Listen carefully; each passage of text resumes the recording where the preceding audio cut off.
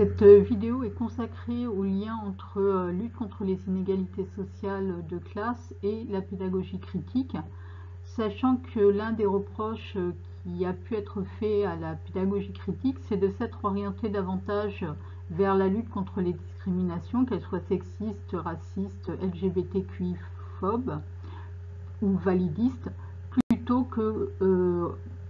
vers la lutte contre les inégalités sociales de classe. Donc nous allons voir cette problématique et nuancer en fait cette position.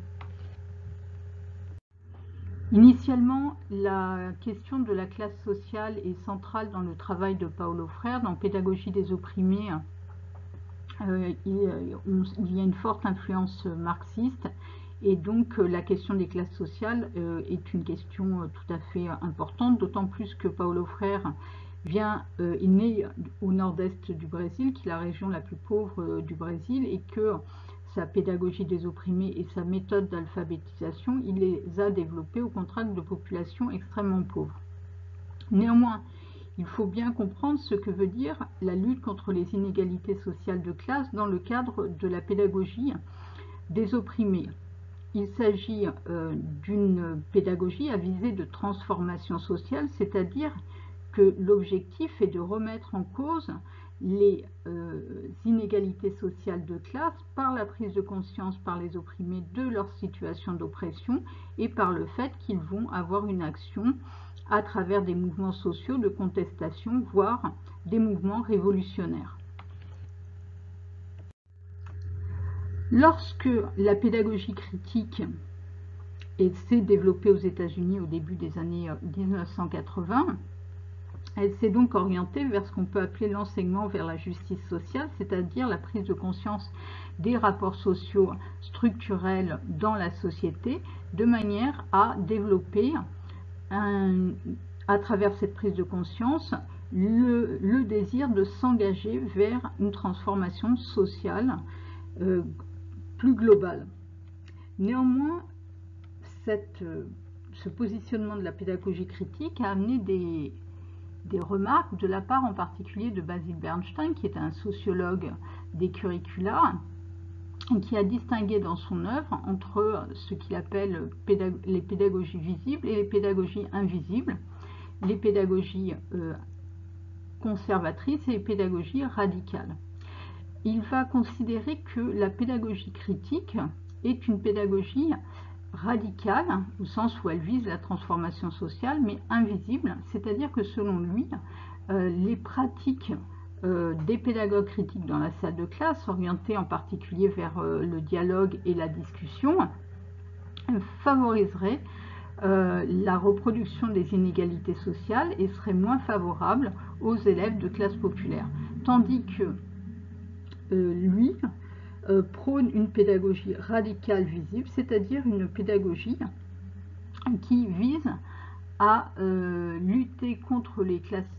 inégalités sociales de classe et la reproduction de ces inégalités par une pédagogie dans la salle de classe qui soit plus structurée et dans ce sens-là, d'une certaine manière, plus proche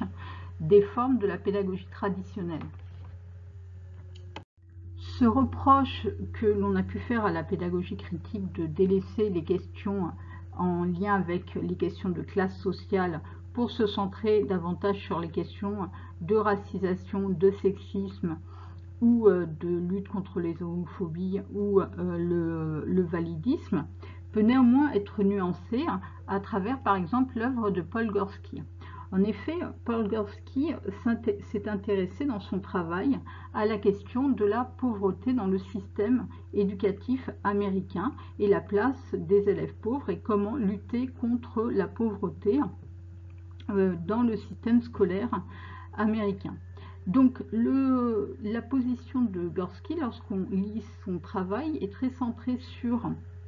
le travail en lien avec les familles et la remise en cause des préjugés sociaux que les enseignants peuvent avoir vis-à-vis des familles de milieux populaires, et aussi vers un travail pour nouer des alliances avec ces familles et apparaître davantage comme des soutiens des élèves et des familles de milieux populaires que comme des agents de la reproduction sociale. De fait, cela nous amène à nous interroger sur le rôle que peut jouer la pédagogie critique ou radicale dans le contexte français, qui est lui marqué par une forte reproduction des inégalités sociales de classe au sein de son système scolaire.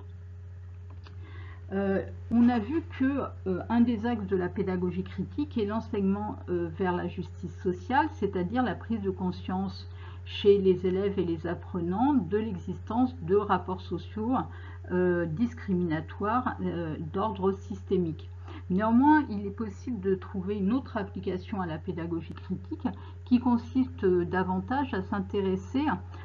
à la prise de conscience par les enseignants de la reproduction des inégalités sociales. En ce sens, la pédagogie critique ou radicale peut apparaître comme une alliée de la sociologie critique de l'éducation en matière de formation des enseignants, en les aidant à conscientiser dans leur pratique de classe, ce qui conduit à des reproductions des inégalités sociales. Et donc la pédagogie critique aurait de ce fait un rôle à jouer en formation des enseignants.